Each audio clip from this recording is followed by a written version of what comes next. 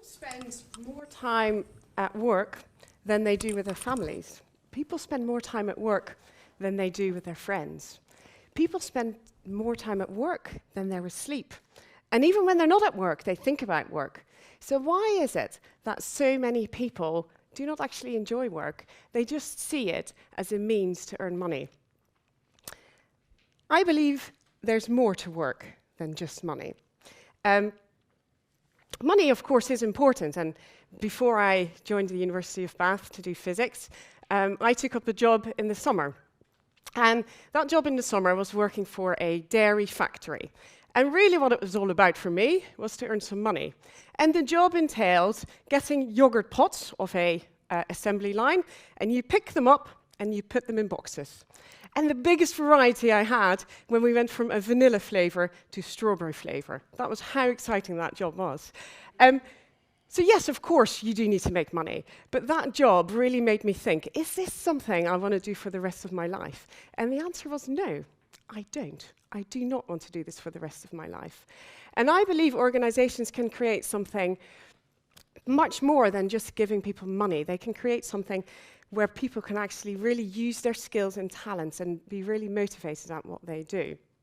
So that's what I'm going to talk to you about today. And I believe there's really three key elements to this.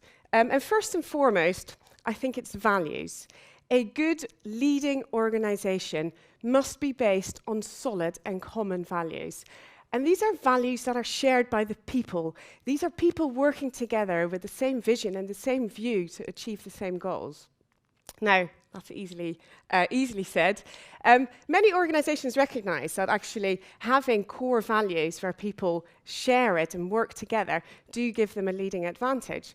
And one of the organizations we work with understood that their team and their people perhaps weren't so values-led, and they decided to do something about it. So they, like a true management team would do, they locked themselves into a room for a day, a full day, and they came out and they dreamt up some beautiful values, 5 fantastic values. I can't remember what they were.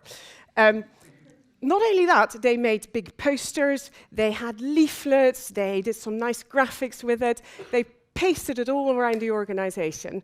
And 3 months later, they realized nothing had changed. Absolutely nothing had changed. Their team, their people, they weren't values-led. They had nice posters. But it's not the posters on the wall. It's actually what people do. It's the decisions they make. It's how they behave. Values are alive. It's the decisions people make when times are good, but actually more importantly, when times are bad. That's when you really create a values-led organization. Anyway, it didn't work, so in came a new plan, and this organization then decided that they were going to enforce values on their people. So, what they did, as part of the annual performance review, they put in a page template, and everyone, before they did their performance review at the end of the year, had to complete how they lived the values that year and what they've done to really demonstrate their values. Now, it was like cramming for an exam. People were running around the corridors trying to remember what those values were. They completed the paperwork, and 2 days later, they completely forgot what those values were.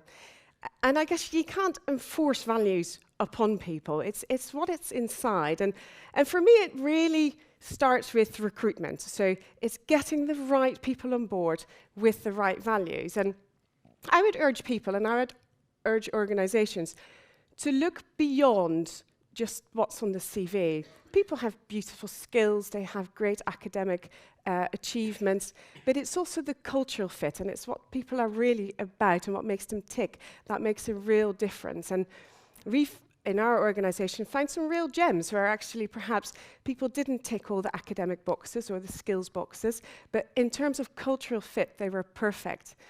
And you can teach people skills. You can't teach them personality. So get that right.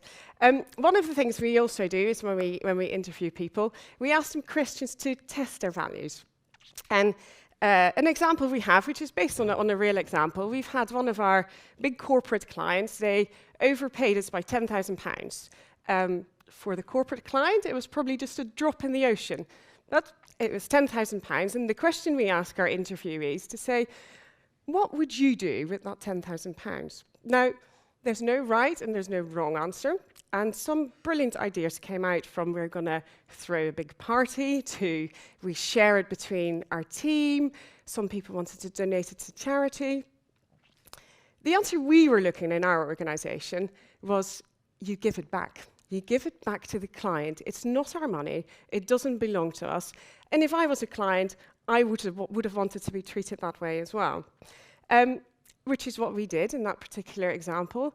And actually the trust and respect that we created with this big corporate has earned that 10,000 back 10 times over, I think.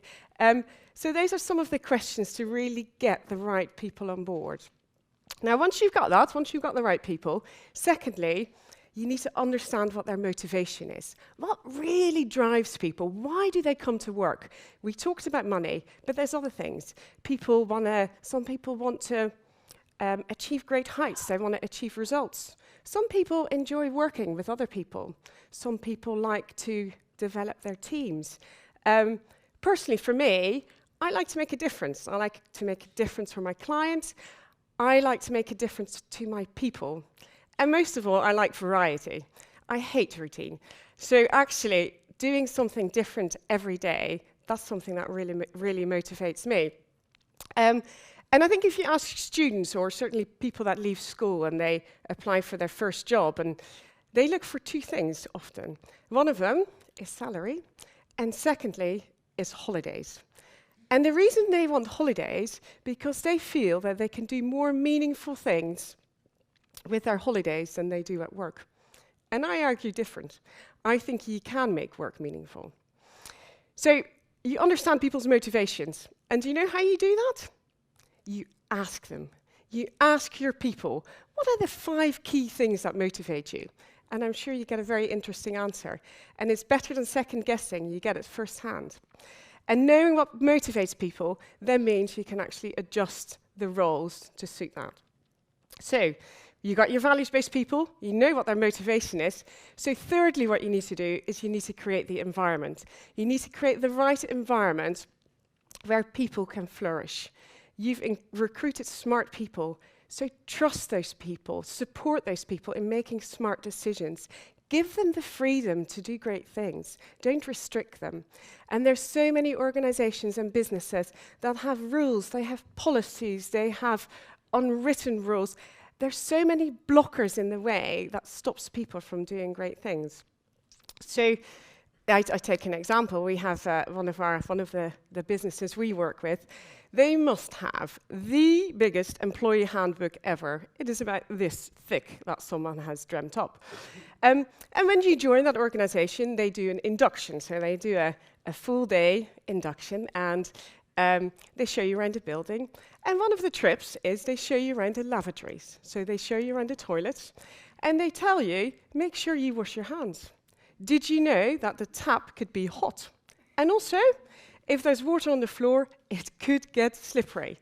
Now, I've got a 3-year-old son. If I tell him, make sure you wash your hands after the toilet, he goes, I know that, Mummy. You don't need to tell me that. Imagine that you have a team of adults being shown around on how to use the toilet. Now, is that really going to create high performance? No, I don't think so. And just imagine the rules that someone has written. Someone's also going to have to enforce them as well. So the amount of effort and the amount of waste that's created by just those policies that really do not add any value whatsoever. And I would ask organizations to look at policies, rules, processes they introduce and really question, does this add value? Does this really create high performance? When I left university, one of the first jobs I had was an organization, and they were obsessed about effort. And they felt effort was directly related to performance. So in order to enforce this, they had a clocking mechanism. So you had a little card, and as you came in at 9 o'clock, you stamped your card in the machine. And when you left at 5 o'clock, you stamped your card again. If you left at 10 to 5, oh dear, you were in trouble. And there was a real clocking mechanism to track how much effort you put in. So again, what happens? People focus on how they can actually come up with cunning and smart ways to beat the system. So there were hundreds of ways in place that you can actually clock in and clock out without actually doing the time. So instead of people focusing on performance and doing the job that they were employed to do, all they did, they focused on how they could beat the clock. So how could they do things to get around it? As I said, it doesn't create high performance. And I'm a great believer in taking away those rules, taking away those policies. You have good people, let them do good things. There is a balance, because you don't want complete chaos. You don't want people turning up and just do whatever they think they fancy doing that day. So there is clearly boundaries. And I guess the concept that we push for is something that is called just enough. It's just enough control so that the management and the organization knows what is going on, but it's also just enough control so that the people can really do meaningful things and really have the freedom and ownership to do great things. Now, those three things, if you got the right people with the right values, you understand their motivation, and then you have the right environment, can really help organizations and people achieve great heights. And it's not easy. We learn all the time. And we had a turning point ourselves in that we had a brilliant consultant. He lived the values, he was smart, he was intelligent, he delivered great work. He had a young family, and he had another baby on the way, and was traveling a lot. He was away from home a lot, and he panicked. He panicked. A local company offered him a job and said, "We've got this particular role for you." And he jumped ship. He left our organization, which is a very sad thing. If you've recruited someone good and you've trained them and you've coached them, for them to leave, it's kind of a failure, really. Anyway, what happened? This chap went on to this new particular role, which was close to home. But he quickly realized they were not values aligned. They did not live the values. They did not share the values that he had. Secondly, his motivation of a good work-life balance was one thing, but he actually realized that he wanted to make a difference. He wanted to achieve results. He wanted to do good things, and he didn't get the opportunity to do that. And thirdly, before he joined, he was given the opportunity to manage £1 million budget. And as it turned out, he had no control over that. He had no decision power. Everything had to go up the ladder, up the hierarchy. So he didn't have the freedom. He couldn't make a difference. Now, the really good thing about this story is that we stayed in touch, and 3 months later, he rejoined our organization. And I think the key learning point sat with the organization, not so much with him, is how could we lose someone that is so competent and so values aligned? And really for us, it's understanding that motivation. So what does motivate someone? And then giving them the freedom to do that. So as a result, we managed to introduce a much more flexible working practice where people manage their own time. They can pick the kids up from schools and finish their work later. As long as there's results and as long as the outcomes are there, you can actually create a very high-performing organization. So I guess what I'm trying to say is you don't build a business, you build people, and people will build your business. Thank you.